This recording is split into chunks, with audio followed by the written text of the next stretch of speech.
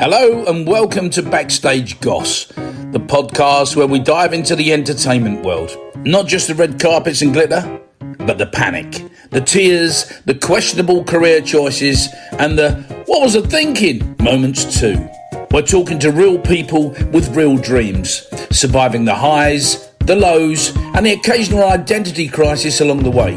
So, grab your popcorn. This is going to be fun.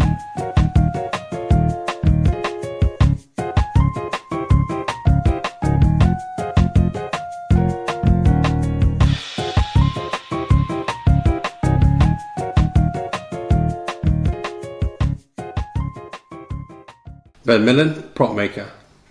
Ben Millen. How long's it been since we met last? Couple of years. I've seen you around, obviously. But... Yeah. Because you did some work for us, didn't you, on our pantomimes as a prop maker? Yeah, did some backdrops for the show, yeah. We did. It was a good show, wasn't it? Yeah, it was good. Yeah. Right, so let's get into it, yeah, because this is what they want to know. What's your journey? How did you get into the prop making thing? Did you always want to do it as a kid or what? I always wanted to do something in film and television. When I was a kid, I always sort of wanted to do the special effects or the creature effects and stuff like that, you know. What were your influences back then? Influences, well, any sort of Jim Henson type stuff was always interesting, but any, you know, films with gadgets or props or anything like that in, I sort of, you know, I was always interested in how things worked and the making of the productions. Yeah. See, but from a kid's point of view, I get it. You know, you're inquisitive and everything else. Yeah. But how old were you then? Well, I've done arty stuff all my life. Like as soon as I could draw, I've been drawing or making. You know, anytime there was a school competition or whatever, I you know, made something and, you know, tried to make it really intricate and interesting sort of thing. And yeah, it was. I've always made. I've always created. I've always tried to figure out how things work. You know, often, you know, breaking a lot of my dad's stuff, trying to figure out how it works. What? You used to break it? Yeah. It's like back in the days when, you know, TVs had buttons. I used to, you know, you pressed one button and the other button popped up, and I wanted to know how that worked. So I tried pushing down all the buttons at once, and that broke the TV. Yeah. And the video player, the doors overlap like that, and I wanted to know what would happen if they overlap like that, and that broke the video player. You know, so I just always wanted to know how things worked, how they went together, and so yeah, I've always been inquisitive and wanting to create. I'm glad you weren't my kid, because I'd have buried you. Yeah. Can you imagine? But where does it come from? Is it dad's side? Is it mum's side? Or is it just totally random? Probably a bit of both. Mum was the artist mainly. She always, I sort of grew up with her making stuff out of sort of polymer clay and doing a lot of drawing. But yeah, my dad always encouraged the drawing and the artwork as well. So Cool. Yeah, it was good. So you obviously went to normal school. When I say normal, comprehensive or what? Yeah. Local schools in Newark. So yeah, Mount Madeline, Magnus. Yeah. Oh, right. So you went to the middle school. Yeah. Right. Okay. Yeah. I haven't heard the Magdalene or Magdalene mentioned for many years. Yeah, that's gone now, isn't it? Well, yeah. I think it's a different school there or something now. I don't know, but yeah. They've got all that. So, what was school like for you? Yeah, it was all right. I was a bit of a weird kid, so I got medium amount of bullying, but and you know, I was just always the slightly crazy one, sort of getting into trouble for doing weird stuff and whatnot. Like what? No, you've got to do this, just because this is going to be interesting. Oh, I don't know about this, but yeah, it was like one time I had a bit of a stomachache, so I told the teacher I was pregnant and wouldn't give it up. I just stuck with it the whole time until I got thrown out of the class. And yeah, just other things like sticking things to the walls and whatnot, you know, just. So you'd have been the kid I would have hated when I was teaching. Yeah, probably. Yeah. Or would I? I don't know, because I'm off the wall myself, so I'd probably be with Yeah. So I'm possibly a little bit, I think I am a little bit ADHD. I was always wanting to keep busy, always wanted to do something, but I didn't have the patience for sitting down and maths and geography and things like that were hell to me. I just couldn't understand it, wasn't interested. Whereas art and design technology, love those lessons, although I still got in trouble in those ones as well for going off the rails so much. But yeah, it was school was interesting. I was glad when it was over. Did you? Yeah. No. Well, you see, the thing for me is what I can't understand is when I got into education, it was a bit like yourself, right? You know what you like. Yeah. So I'm like, why don't they take an individual learning plan and develop everything around your likes instead of your dislikes? Yeah. Because within your likes, you build in the dislikes. Yeah. Well, I heard a maths teacher saying the other day, a mathematician, saying in classes there's kids you can teach in-depth trigonometry to and all that kind of stuff because they've got a passion for it and they might go on to do a career that uses it. But most kids won't use all this in-depth math learning. So, why not tailor the lesson to them? So they just need to know the basics for getting on in life and, add more in other areas. I agree. Great. It's not science, is it? No. And also I still believe they should teach life in school, like what? Paying bills and how to do finances and... Totally agree. Yeah. Totally agree with you. Because that was the PSHE, wasn't it? They used to have... I don't know, but it's like you come out of school and suddenly you got all this stuff you've not been taught about and just like... Yeah. You got to deal with. But, yeah. Yeah. Did they teach you about contraception? I think basics, yeah. What? This is how you get into it. I don't think they really did. I think, the girls had their sort of secret assemblies for obviously lady issues, but I don't think we really got told much. No, I think we had a couple of science lessons that we sniggered through, but that was that was about it, I think. Yeah. Bless. Hey, say no more. So what happened from school then? Where did you go then? So from school I went to Newark and Sherwood College to do an art course. Who was that with Peter? Yeah, Pete Chesney. Yeah. Good lad he was. Yeah. Karen was his missus, wasn't it? Yeah, Karen was there as well. She appears later on in the story as well. So I did art for 3 years, loved it. But again, I think because of the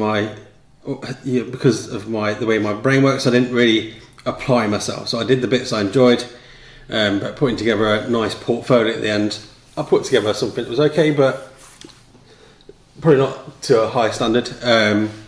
So when I started applying for universities, I didn't really get in, but also I didn't really know what I was applying for. I sort of went for design technology courses, product design courses, which wasn't really the area I wanted to go to, but I didn't really know where to go or what to look for.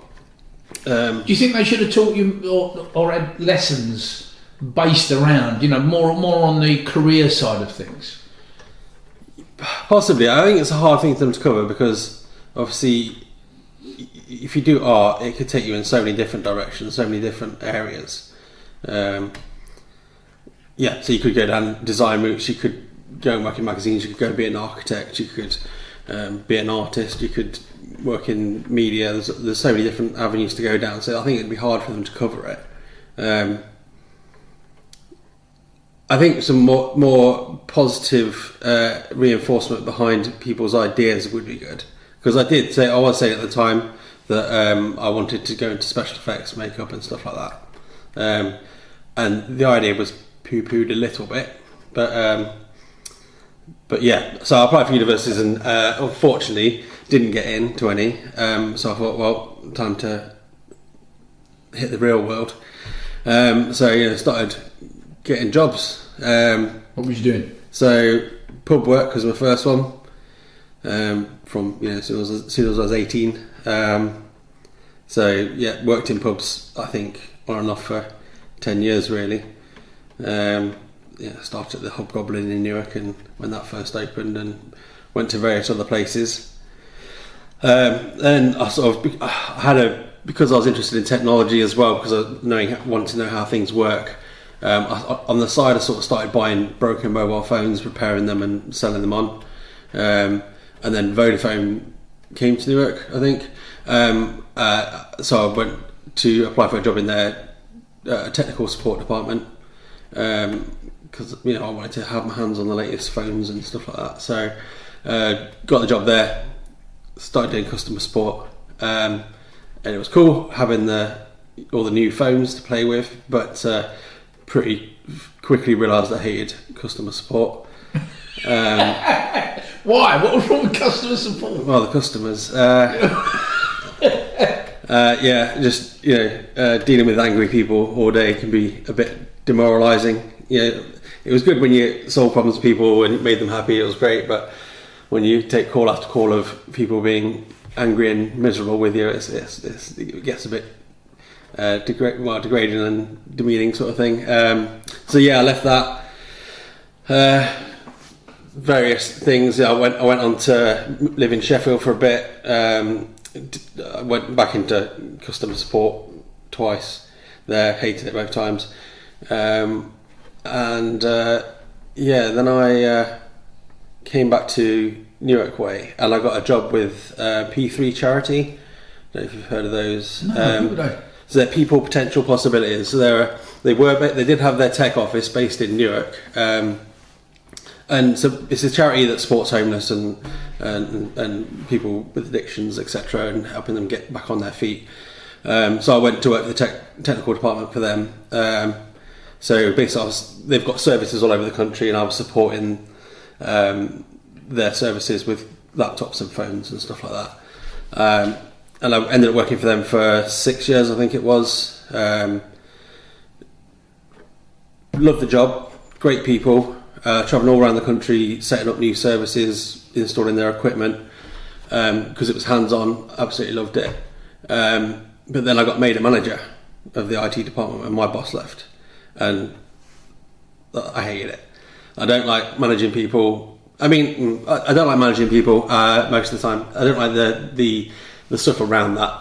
Doing what do you call it? One-to-ones and keeping on top of KPIs or whatever. I got a bit bored. Then I went on a date with someone, and we were just chatting about what we're doing with our lives, what we wanted to do with our lives. And I said that I wish I'd gone to university, but I was like, that's too late now. Too old, got a kid.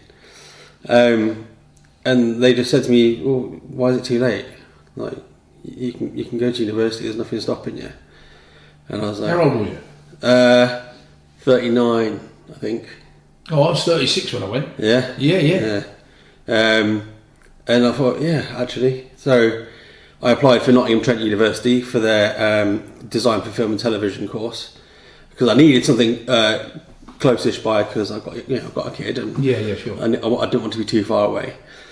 So that was the most relevant course I could see. So I got on the course. I didn't have the traditional entry requirements, because I didn't have my GCSEs. I haven't got, I did terrible in school exams. But I sort of proved that I'd had a history of always creating and making and doing art and stuff. So they let me on the course. Again, it was good. Started the course, loved it. Again, I struggle with my problem of following regimented sort of things. So when it came to doing dissertations and writing essays and stuff, that's not me. So it was a real chore to do that. How did you manage? Just a lot of. My thing is I leave things till last minute. So if I don't like it. So it was a lot of staying up late, working through the night to get things done. Yeah, don't do that, children. Yeah, don't do that. But the bits I did enjoy, I did pretty well in, it was all going pretty good. But then obviously COVID hit whilst we were on the course, so it became a sort of study from home course Oh, right. Yeah, we missed out on a few trips, and our final exhibition was going to be at Pinewood, but that got cancelled, obviously. So yeah, sort of completed the course from home, and I got a reasonable result at the end of it. I think they might have been a bit generous because of COVID, but I got a reasonable result at the end. What did you get? I can't remember what it was I got. I'm not very good with details, but 2-1? 2-1, yeah, I think it was 2-1, yeah. Well, you just off a first. Yeah. So then, so I started looking for work. As a part of the course, they sort of help you get in touch with a few people, and I was just emailing everybody, any sort of contacts I could find. I emailed them. You're supposed to pick up the phone. I'm not very good at picking up the phone, but I did a couple of times, and I managed to get a job on a production. So I should go back a bit. Whilst I was at university, we did some work experience. So I worked on an animation, and I worked on a TV show. Both didn't make it commercially successfully, but they were good to work on, good for the experience. Working with what were they, like pilots? Yeah. So one was a sort of a women's prison show. It was and it was very Cell Block H, if you remember that show. I do remember. It was literally wobbly walls. Hey, if you remember that, remember Tenko. Oh my gosh, going back there. But it was a great experience. That was in Liverpool, where I think it was, and just working with some great people who always. It was my first experience of the film and television world, and everybody was super friendly. Except for the people on set who are super busy and didn't have time to be friendly sometimes, but that's fair enough because it can be a frantic environment. That was great. But after university, I applied for loads of stuff and then got. I think what it was actually. I'm gonna have to look at my CV. Sorry, I forget the order of things. Let me get my thing out. He's brought it all with him, look. He's got it all. That's what I'll do first. Yeah. So, first... Oh, that was it. I had a friend from university who knew I did 3D printing and stuff like that. So, they were working on a period drama. And they wanted some details for the period drama, so I think it was some bell pulls and doorknobs and things like that, Georgian period. So I designed those, printed them, sent them off to them, and they were really happy with them, asked for some more stuff, so I did that. And then they said, well, do you want to come and do art department for a bit? And I was like, yep, I'll be there. So that was in Leeds, and that was on a show called Confessions of Franny Langton. So I worked in the art department there for a couple of months, I think it was. That was great. Also, I got to draw up my first set, which was a very small set. It was like a bottle dungeon. That was great. From there, I started putting the feelers out again, got onto Stonehouse, which is a drama about John Stonehouse, I think it was. He was an MP that faked his death and ran off to Australia with his lover, was in touch with the Russians or something like that, Czechoslovakians or something. It was quite good. That was a great time as well, working in the art department again, just designing sets. But all the time, I sort of made myself as useful as possible, because I wanted to. Because that's the key, isn't it? Yeah, like you can't go into any of these jobs and just be in one lane and focus on one lane and not attempt to go to other areas. So, if people say you have specific roles, but if people say, oh, we need a prop for doing such and such, if you can do it, then have a go at doing it and offer to do it. If they've got their own design department normally, so they've got a person that will do graphics, etc., graphics department. But if you can do something, offer to do it. You've got to make yourself as flexible as possible. I've worked with people that sort of keep their head down, stick to their lane, and they don't really get remembered or and get nowhere. Yeah, exactly. What's the point? So yeah, I've sort of gotten great with everybody I've worked with, and I think I've made myself pretty indispensable on most jobs I've worked on. So after Stonehouse, I got on to Phoenix Rise, which is a CBBC drama. That was cool. We worked in a abandoned school. We took over an abandoned school, and we basically set up camp there, literally, because me and 3 other guys slept in our vans next to the workshop, sort of thing. What? Stop.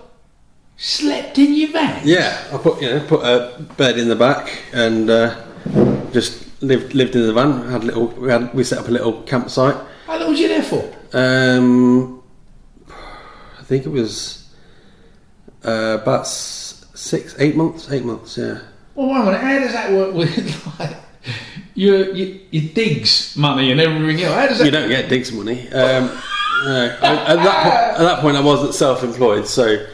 I mean, some jobs will offer to pay for accommodation, but mostly that's only for the upper echelons, like the heads of department and stuff like that. Hey, man, I can't believe that. Yeah, but you get paid a reasonable amount when you're doing it. I mean, at that point, I was a art assistant, although they actually bumped me up to assistant art director on that job. Because again, I made myself indispensable. I covered many areas. Common theme there, isn't it? With yourself, putting yourself out. Yeah, exactly. And people really do need to do that, don't they? Yeah. Well, yeah. When I was on that job, the guy who took me on didn't know anything about me. He saw I could do some drawings. He was impressed with those drawings, the technical drawings. So I started just drawing up sets for them. He'd tell me what he wanted from a set. I'd design it, draw it up, ready for the chippies to build it. But then he'd be like, "Oh, we need this prop, and I'd say, "Well, I can make that for you." He even had a friend who was a prop maker, but because I was in house, I could get it done quicker most of the time. Some props went out to his friend. Right. Again, with graphics, we had a graphics department. Which I won't talk about, but I did some graphics as well. So I covered whatever area I could, because I'm a technical person as well. On that show, we had classrooms full of computers where we had like 20 computers. Oh my gosh! And they all needed setting up, and they all needed graphics on them, etc. So I organised getting those set up, getting the graphics on them. And it went as far as, we needed scaffolding putting outside the building, so I called the scaffolders. You organise whatever, you do whatever you can. So that went really well. It was great. I had a great time, met some great people. And then from there, I saw that a new Ghostbusters film was being made. And I saw it was being made in the UK. So Let me just stop you there. Yeah. Where did you see that? So there's a few inside information places you can sort of get onto, basically. So there's a few Facebook groups. There's also IMDb, which is Internet Movie Database, which most people just see as a review site, but you can sign up to the pro level. You can put your own work on there. But also you can get contact details for people who are tied to a production, and also there's various industry insider newsletters which will tell you about what productions are starting up, and where they're starting up, and often have some contact information on. So in this case, don't remember quite where I saw Ghostbusters. I think it was actually on a Ghostbusters news feed, because going back a bit, I've been since the other new film, Ghostbusters Afterlife, I started making replica parts for the proton packs, because they introduced a new feature. It was a feature that was alluded to in the original 80s films, but it was never seen, and then in the Afterlife film they actually showed the feature. What was it? So it was basically a power switch, but there was 2 on the pack. So basically, when they did Ghostbusters Afterlife, the story is the prop makers accidentally put a power switch in the wrong location. So they added another power switch in the correct location. So you end up with 2 new features on proton packs. Right. So I made both of those power switches, and have been selling those on Etsy since. And I've also made proton packs as well. So when I saw this production was starting, I immediately needed to get somebody's information because I wanted to be on this. So I found somebody who was working on it on IMDb. They were one of 2 names listed, and the only one that seemed sort of relevant. I didn't know what department they worked for. I wasn't sure from the title that was down there. I just emailed them. I actually said in the email, I will give my left mandangle to get a job on this film. I will make tea. I will do anything on this film. I don't care what the job is. Can I have a job on this film? And he got back to me saying, I'll get in touch with my boss and get back to you. And then soon after he says, send me some pictures of what you've done. Tell me what you've done. So I sent photos of the proton packs and my Etsy switches and various other things. And they said, you can start such and such date. I was like, great. Oh my gosh. But I realised at that point I didn't have a clue what I was doing, what the job was. So I just turned up in, it was at Reading, at Shinfield Studios. No, it wasn't. Some of it was at Shinfield. But I turned up in Reading, walked into the workshop, and it's like, oh, I'm a prop maker. Nice.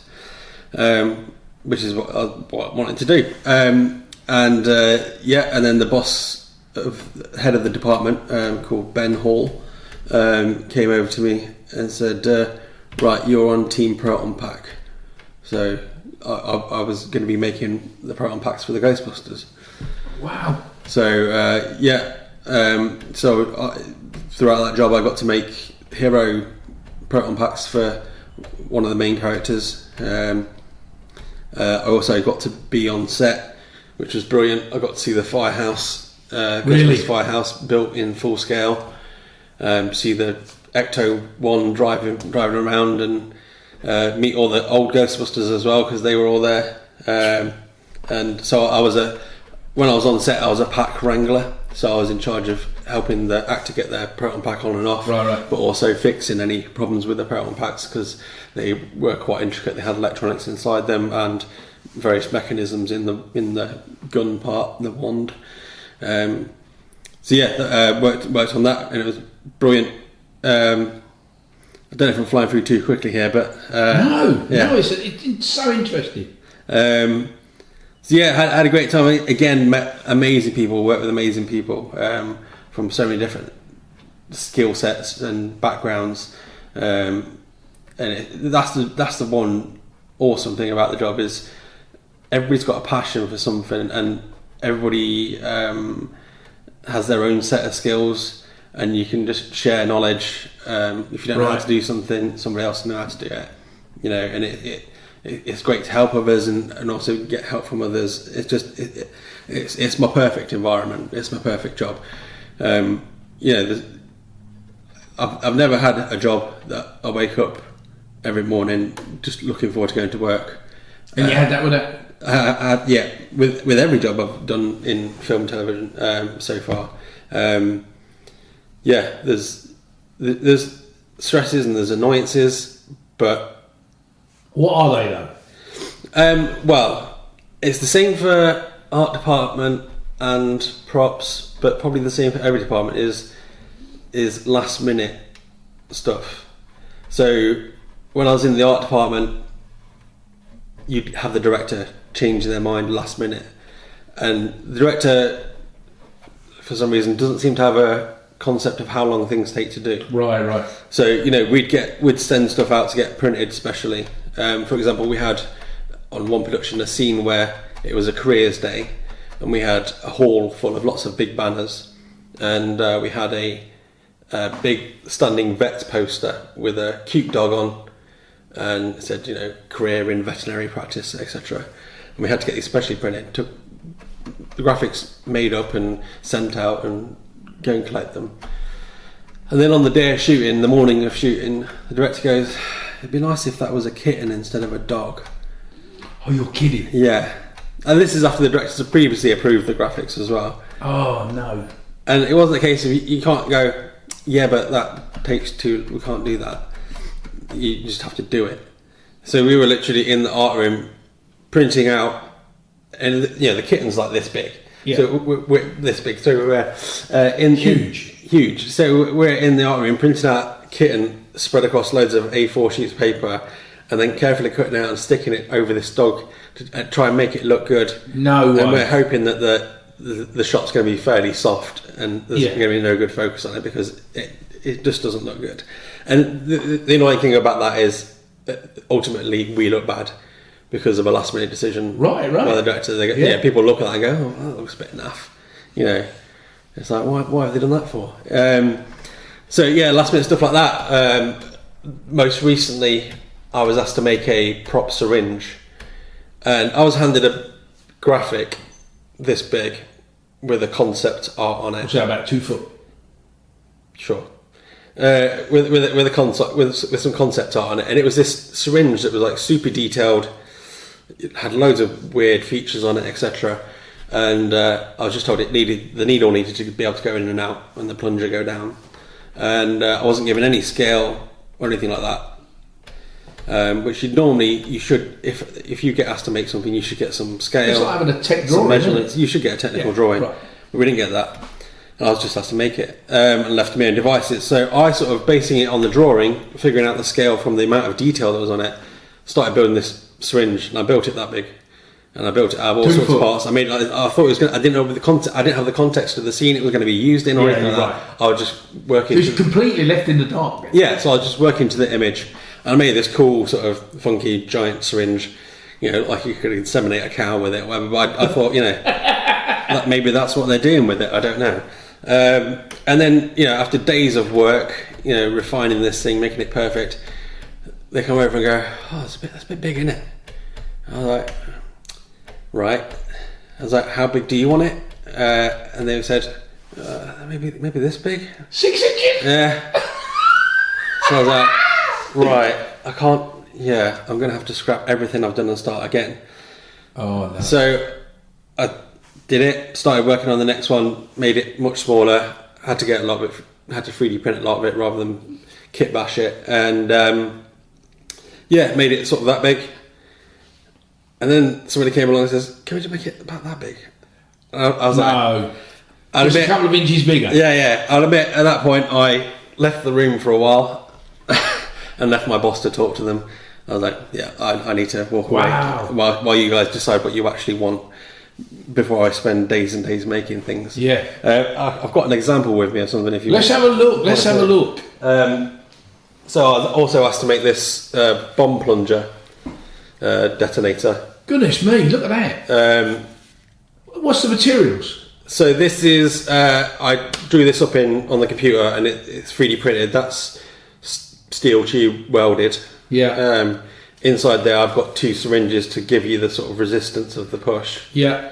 So it's a mix, got metal bolts, etc. Yeah. So just a rectangular box. Yeah, with some features some details on. Yeah.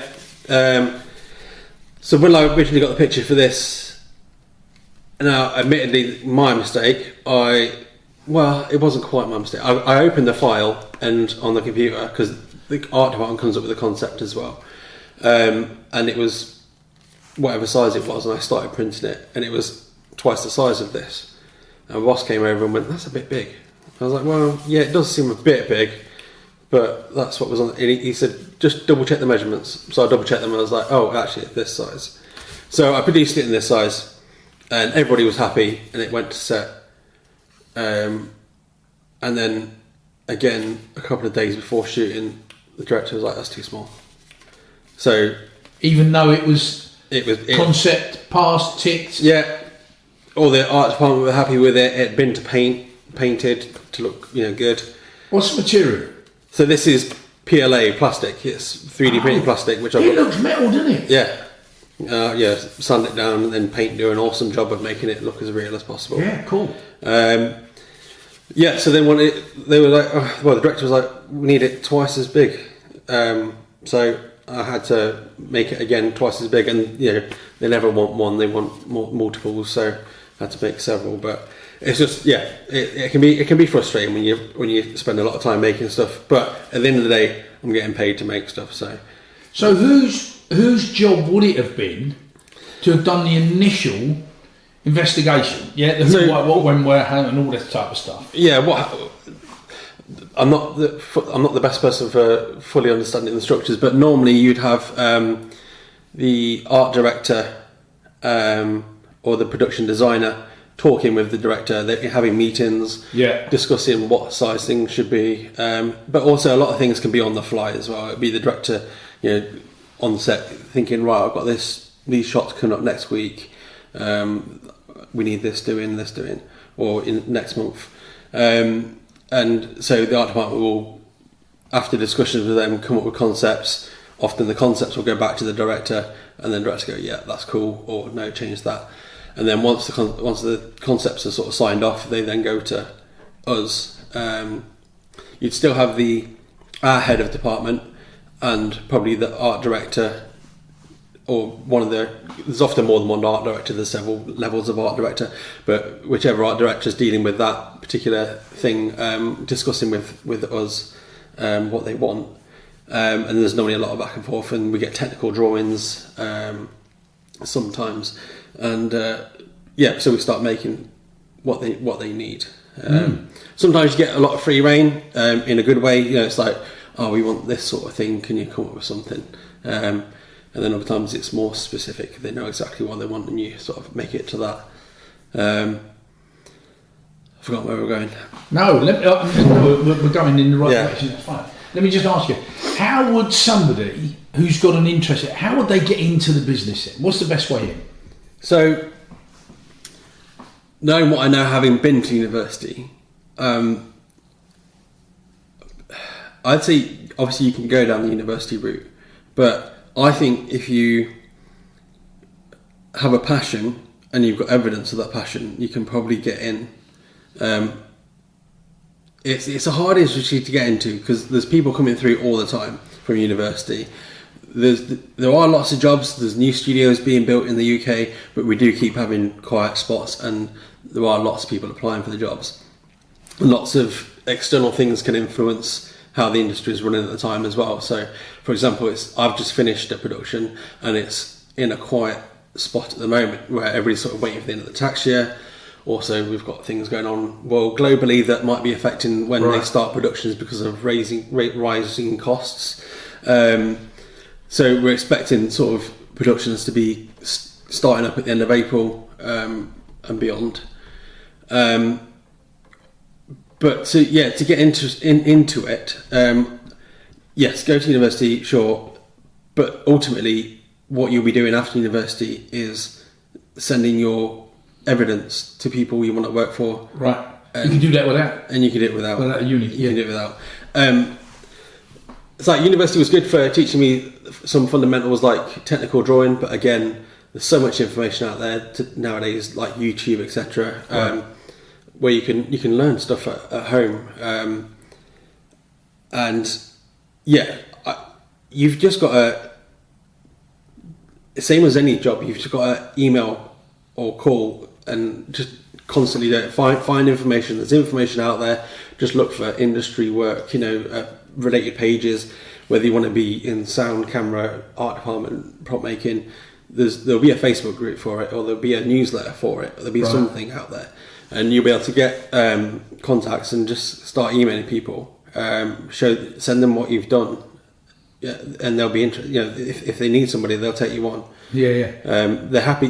Most of the departments are happy to take on trainees, people that don't even have that much skills in the area. If they've got a little bit, show a bit of initiative, then they can mould them then, can't they?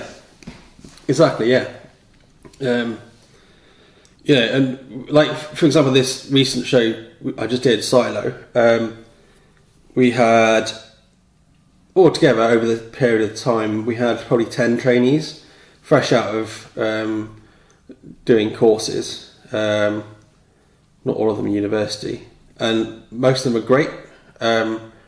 You do occasionally get people that turn up and, like I say, as before, don't show initiative and just sort of keep their head down, or don't really.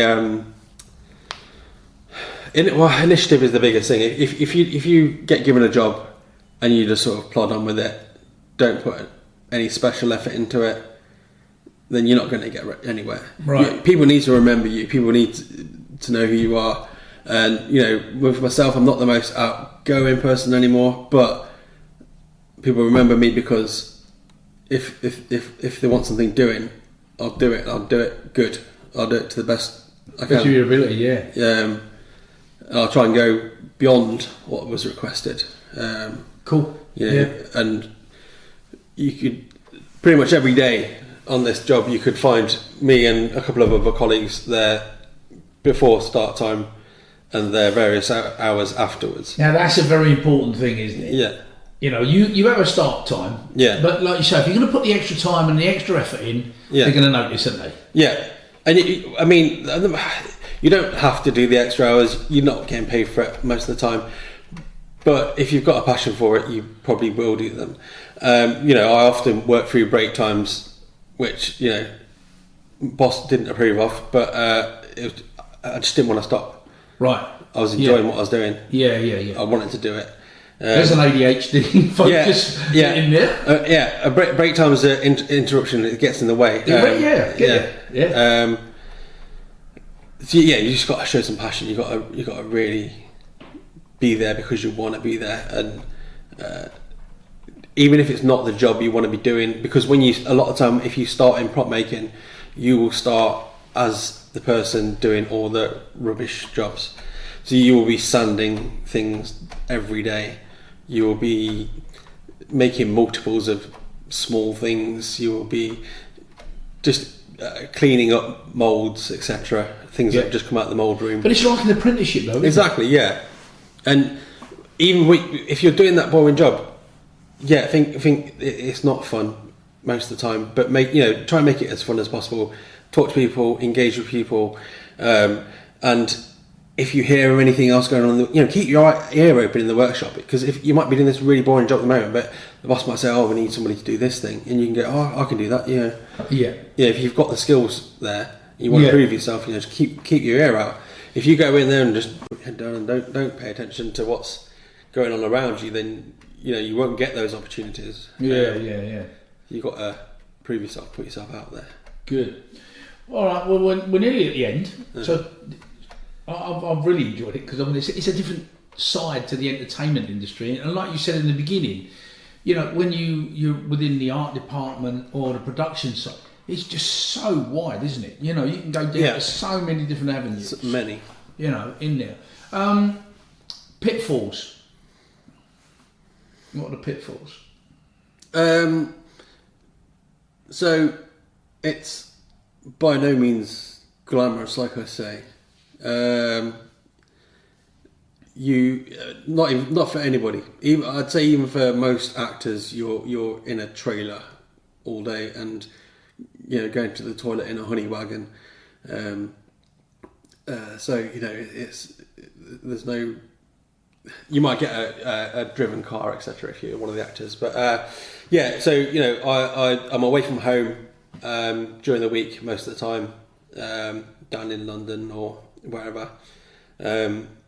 Accommodation, unless you're on the big books, you're going to try and do it as cheap as possible. So for me, it has been sleeping in a van, or this job I've been in a cocoon most of the time, which is basically a shed with a bed. But that's been fine for me. It was warm, it was dry, I had showers, so it's all good.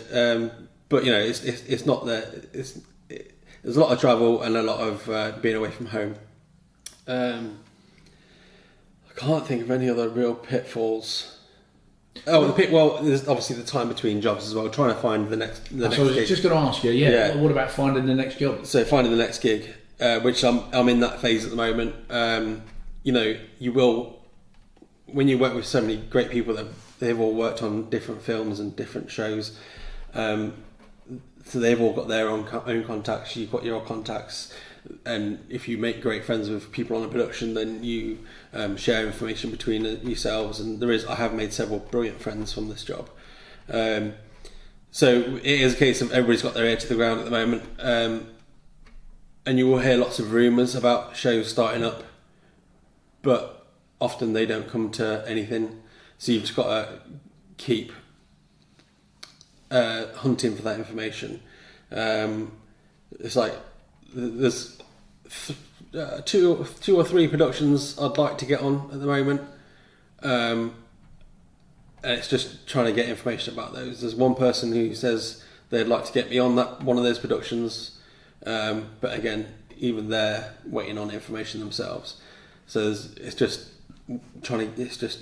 playing the game, and it can be worrying sometimes when the game goes on for a little bit too long. Like we had the strikes after Ghostbusters, so that was nearly a year without proper work. And that's one thing I need to take into account better, and other people need to take into account is you do get paid well, but you will need to save when you're on the job as well, because there will be time when you haven't got work, and you can do side hustles and earn a bit of money on the side. But it's sometimes the industry can go quiet. A lot of the times it'll go gangbusters for ages, and you'll be doing job after job after job, and not getting a break, sort of thing. But yeah. Well, Ben, thank you very much for enlightening us in this podcast. Not a problem. Production. I'd like to come back to you at some point. Yeah. Because I know that you're going to be doing some amazing jobs elsewhere. And maybe there's a different story that we can tell. Yeah, hopefully there's some interesting things in my future. Good. Ben, thank you very much indeed. Thank you for having me. Well, as we can hear, props making is not for the faint-hearted. Living out of a van? Living in a cocoon? Wow. Do you think you could go into this business? It's not easy, like Ben says, but very rewarding. It just seems Ben, with his passion, his bullying from way back when, it just made him a stronger person. Next up, we hear from a young lady who is going off to film school, to the Met Film School in Brighton. Her name's Beth Carpenter.